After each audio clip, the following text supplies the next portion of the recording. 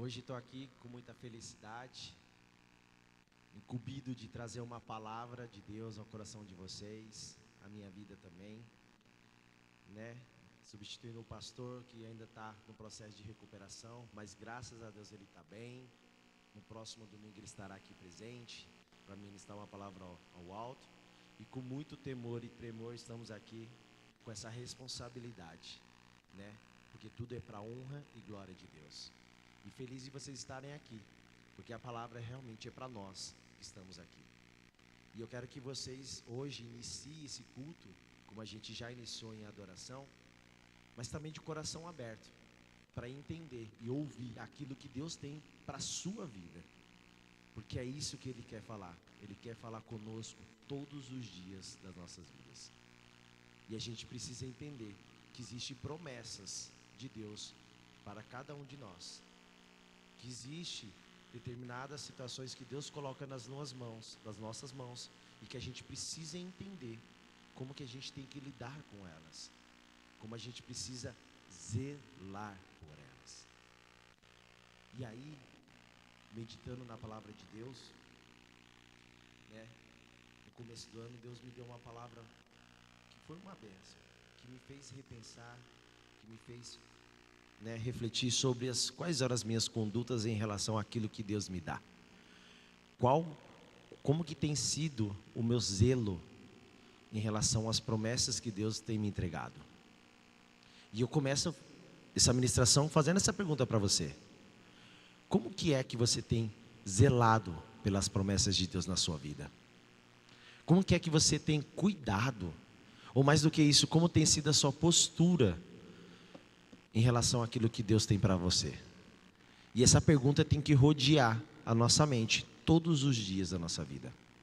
E a palavra que Deus me deu está lá em Gênesis 35, eu peço.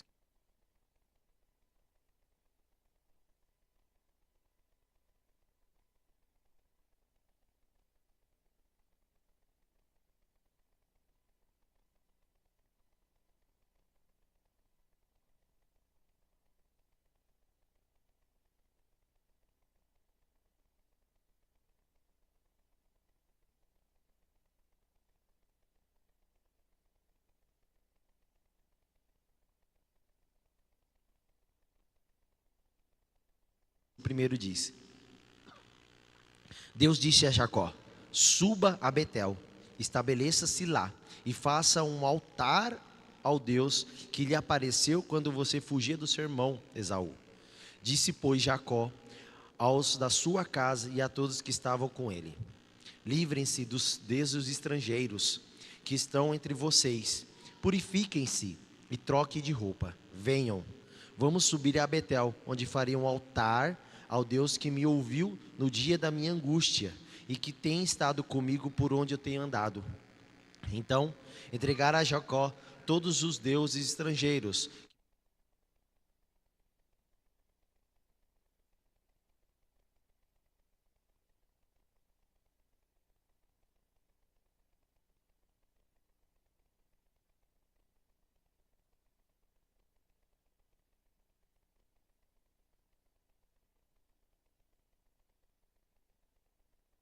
de Canaã. Nesse lugar construiu um altar e lhe deu o nome de El Betel, que significa Deus de Betel. Porque ali Deus havia se revelado a ele quando fugia do seu irmão. Débora, ama de Rebeca, morreu e foi sepultada perto de Betel, ao pé do carvalho, que por isso foi chamado Alon Bacute. Depois que Jacó retornou de Padã Arã, Deus lhe apareceu de novo e o abençoou, dizendo: seu nome é Jacó, mas você não será mais chamado Jacó, seu nome será Israel. Assim lhe deu o nome de Israel. E Deus ainda lhe disse: eu sou o Deus Todo-Poderoso. Seja prolífero e multiplique-se. De vocês procederão uma nação e uma comunidade de nações, e reis estarão entre os seus descendentes. A terra que dei a Abraão, que era avô dele, Isaque, o seu pai, dou a você e também aos seus futuros descendentes darei essa terra. Amém? Essa palavra é fantástica, e faz a gente refletir muito sobre como a gente tem que ter zelo e cuidado com as promessas que Deus nos dá. Quando a gente vai olhar a história de Jacó, a gente sabe que desde os seus antepassados, desde Abraão, seu avô, depois passando para Isaac, existia uma promessa muito clara que ele seria grande, prolífero na terra. E essa mesma promessa que recaiu sobre a vida dele, recai sobre as nossas.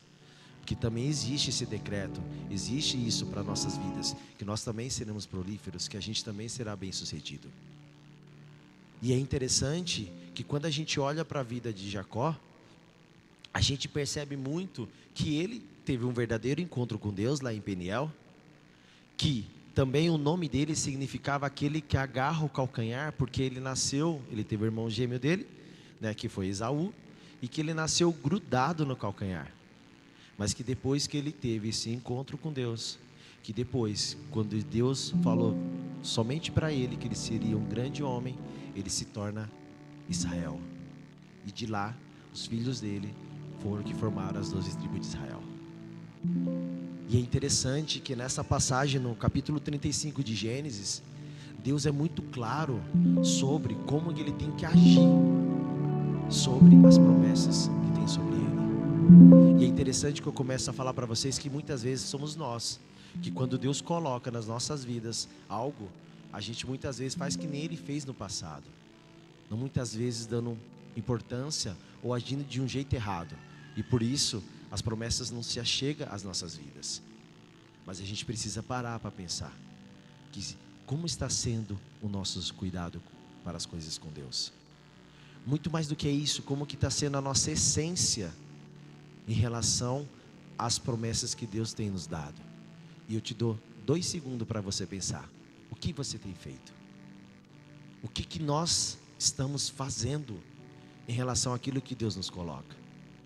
É claro que quando Deus coloca na nossa vida outras pessoas, quando Ele nos coloca uma responsabilidade, é porque Ele confia em nós.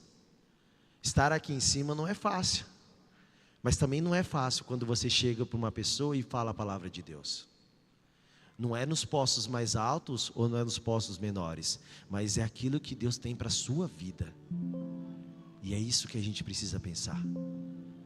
O reino é isso. E a gente aprende com Jacó como tem que ser a nossa atitude. A primeira coisa que a gente precisa entender é que nós precisamos construir um altar de adoração a Deus.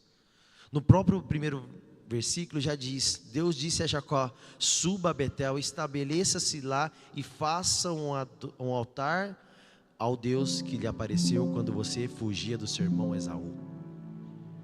E é isso.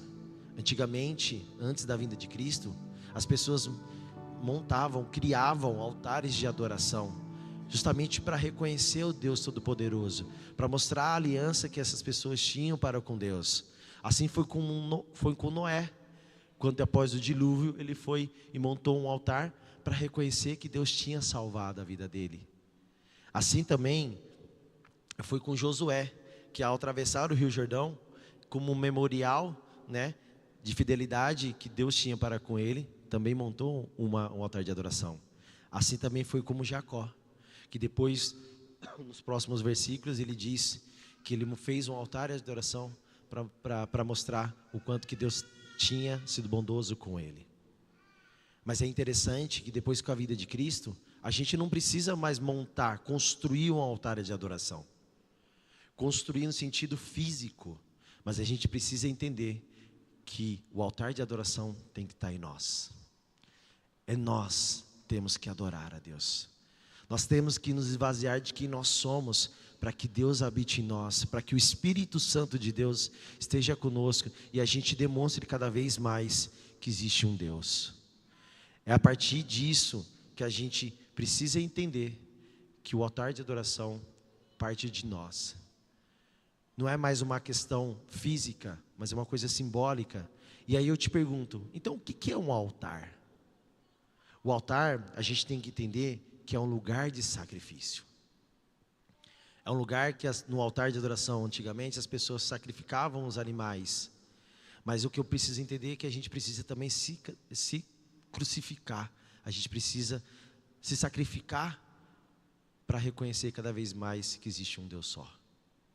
E é interessante que lá também, além de ser nós temos que nos colocar como sacrifício vivo, é um lugar de encontro com Deus. Assim como foi em Peniel, no local onde Jacó se encontrou com Deus e lutou com Ele, nós também temos que ser esse encontro. Esse lugar de adoração precisa ser um encontro com Deus. E a pergunta que eu te faço: qual foi a última vez que você se encontrou com Deus? Qual foi a última vez que de fato você se dispôs a se reconhecer, a se encontrar com o nosso Deus? E a outra coisa, quando foi que você realmente se sacrificou? É muito fácil, em alguns momentos da nossa vida, seja no nosso trabalho, seja no nosso relacionamento com o nosso cônjuge, seja com os nossos filhos, a gente falar: eu dou de tudo, farei de tudo para que essas coisas se permanecessem. Mas às vezes Deus te pede para que você esteja aqui numa quinta-feira, num sábado e no domingo, e você não está. Que a adoração genuína que vem do seu coração, você não faz para Ele. E que não necessariamente precisa ser na igreja, mas em qualquer lugar que você esteja. O lugar que você anda, o lugar que você trabalha, reflete os frutos do Espírito, assim conforme está descrito em Gálatas. O seu corpo, você é morada do Espírito Santo, assim como está escrito em 1 Coríntios. O que habita dentro de nós para essa verdadeira adoração a Deus? E é isso que a gente precisa pensar. Zelar pelas promessas de Deus significa reconhecer que Ele é o único responsável por todas as bênçãos de nossa vida e viver em constante adoração a Ele. É adorar. É adorar, é reconhecer. Porque a segunda coisa que a gente precisa entender é que nós precisamos reconhecer que há um só Deus. Isso daí é clichê, isso aí todo mundo fala, isso todo mundo conhece, e é verdade. Mas o óbvio tem que ser falado todos os dias, porque senão entra na mesmice e a gente não dá a devida atenção. Por quê? Porque às vezes a gente troca o nosso Deus por outras coisas. A gente dá a abertura para que outras coisas entrem nas nossas vidas e substituam o lugar que é de Deus, que é o único que precisa estar. E é interessante que a segunda coisa que Jacó falou para as pessoas que estavam ali é que para ele se desfazer dos deuses estrangeiros.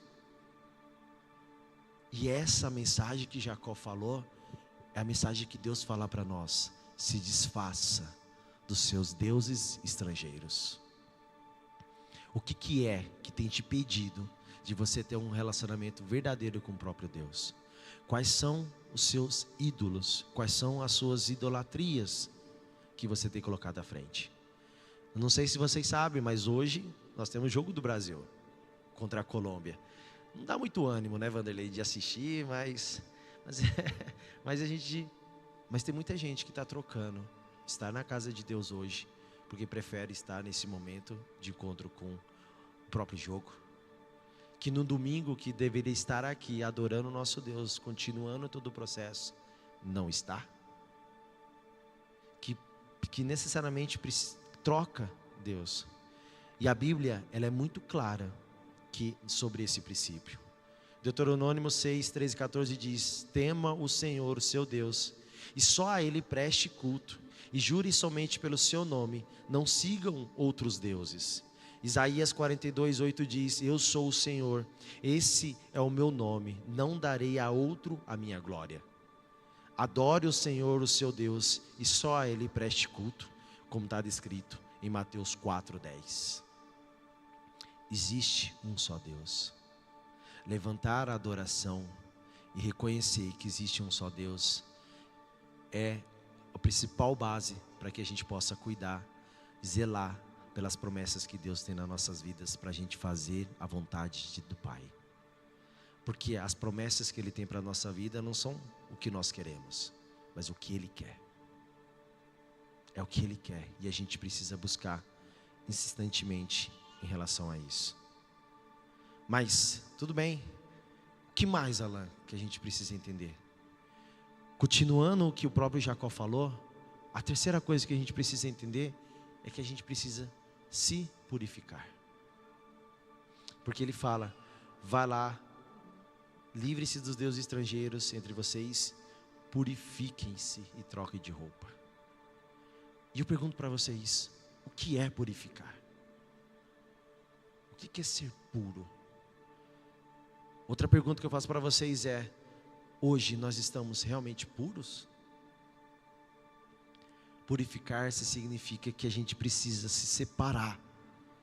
Se separar do quê? Dividir, tirar da nossa essência aquilo que não é nosso, que é o pecado.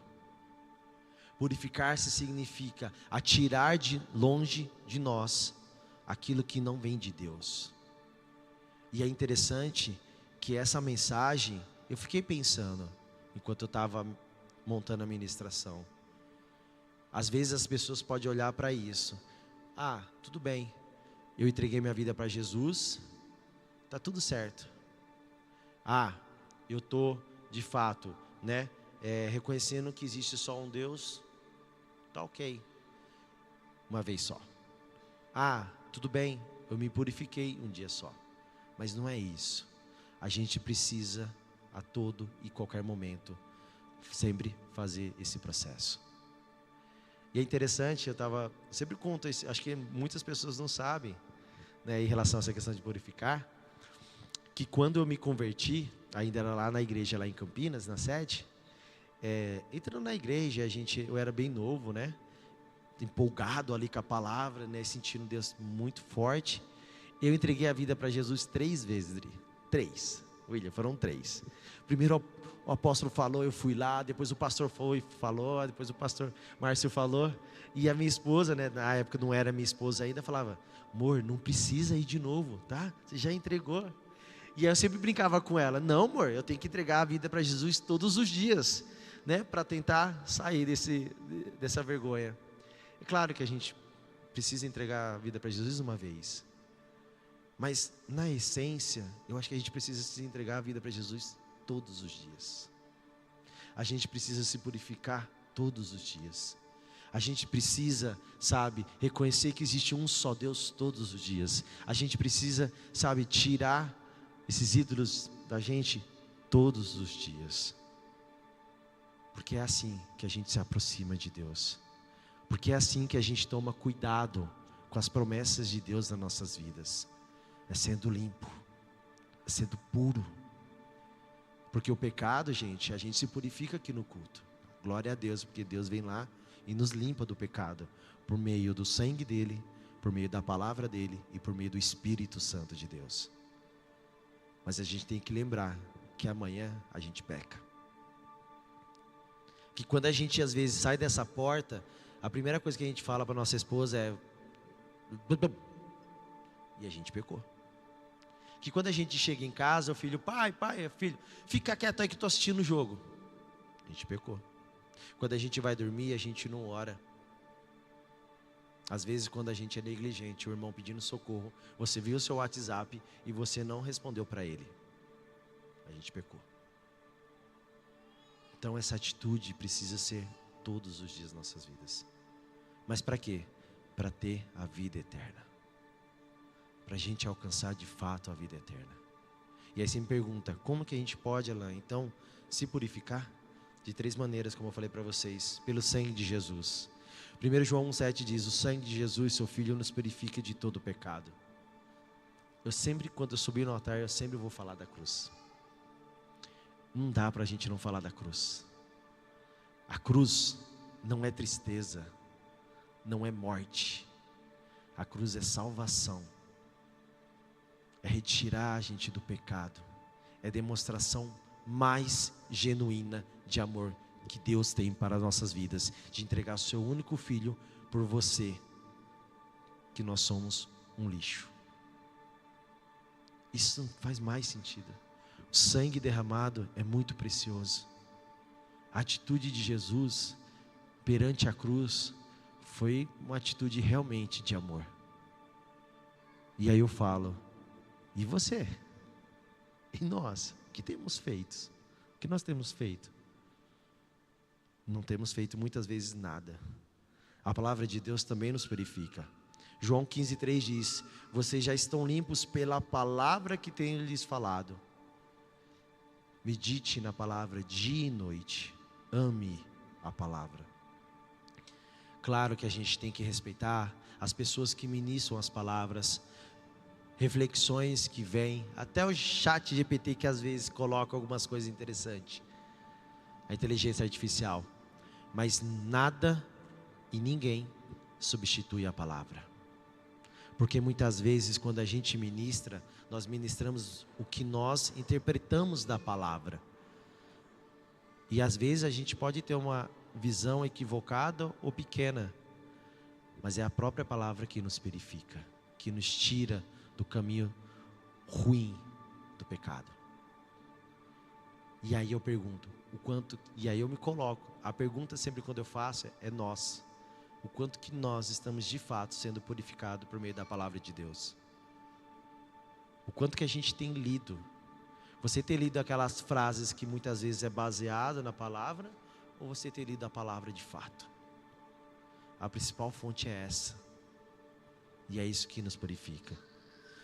E pelo Espírito Santo, purificará a nossa consciência de atos que levam à morte, de modo que servimos ao Deus vivo.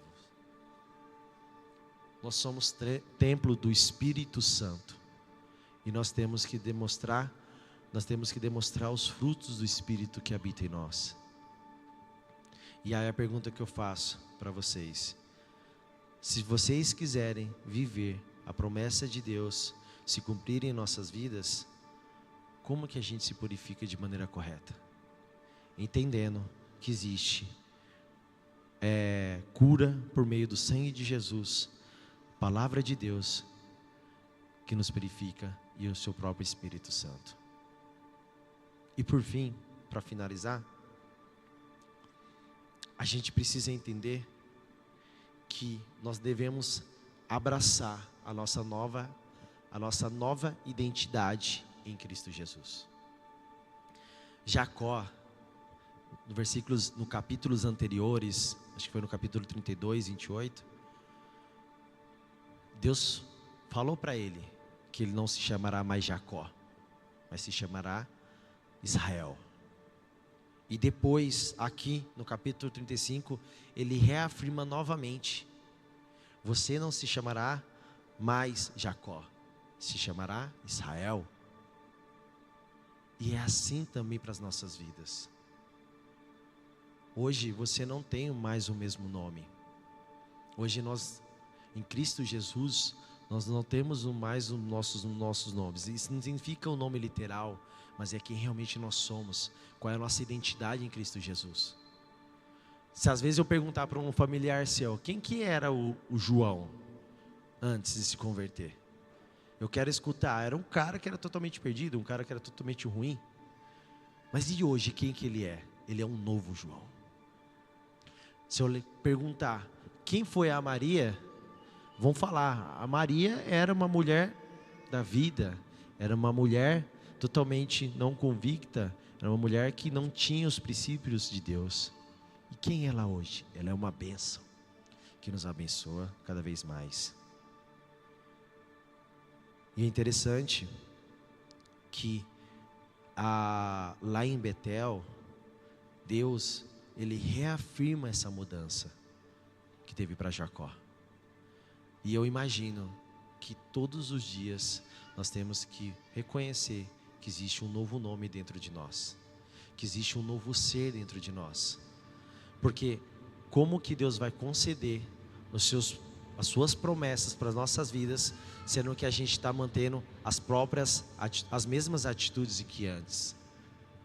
E a pergunta que eu faço para você: posso perguntar para o seu familiar quem você é hoje? Será que eu posso? O que será que ele vai falar?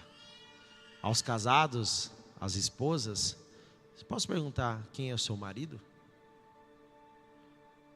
Ao seu marido, posso perguntar para a sua esposa quem é o seu marido? Aos filhos, perguntar aos pais perguntar aos filhos? Essa é uma nova identidade que a gente precisa entender. E aí, lá em 2 Coríntios 5,17 diz: se alguém está em Cristo, é nova criação. As coisas antigas já passaram, eis que surgiram coisas novas. As coisas que já passaram, já foram. Porque Deus nos dá uma nova vida em Cristo. Para cuidar, para zelar das promessas de Deus, nós temos que ser transformados em novas criaturas. Lá em Romanos 8,15 diz: vocês não receberam um espírito de escravidão, mas o espírito que os torna filho. Filho de quem? Do Deus Altíssimo. E é isso que a gente precisa parar para pensar. Como que a gente tem zelado pelas promessas de Deus? Nós temos reconhecido que existe um só Deus. A gente tem se purificado. A gente tem criado altares de adoração a Ele? Essa fica a pergunta para a gente. Porque diante de tudo isso vem a salvação. E eu peço que vocês fiquem de pé.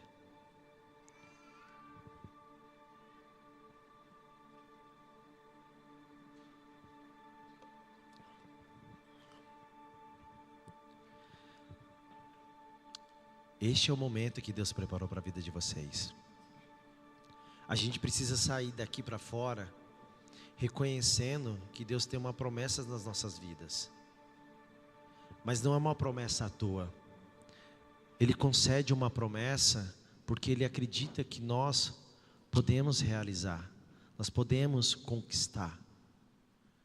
Mas a conquista ela só vem quando a gente tem essas atitudes. Quando a gente ultrapassa essa realidade. Quando a gente se dispõe a fazer o diferente. Quando a gente constrói altares de adoração a Deus. Não saia indiferente daqui. Afinal, Ele entregou seu próprio Filho para nos salvar. Como a gente cantou aqui, Ele nos ama. E Ele quer que a gente esteja com Ele. Não perca a oportunidade. Não faça diferente. Não abra um espaço para que Satanás acabe com a sua vida. Mas se aproxime. Mas queira viver esse Deus Todo-Poderoso. O adore. Reconheça que existe um só Deus.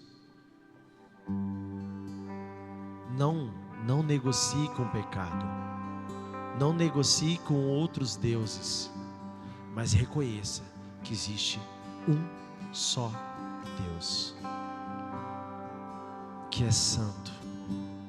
Que é maravilhoso. Que faz os milagres nas nossas vidas. Estamos aqui porque Ele é bom com a gente. Porque se eu perguntar como você era, você vai responder que você era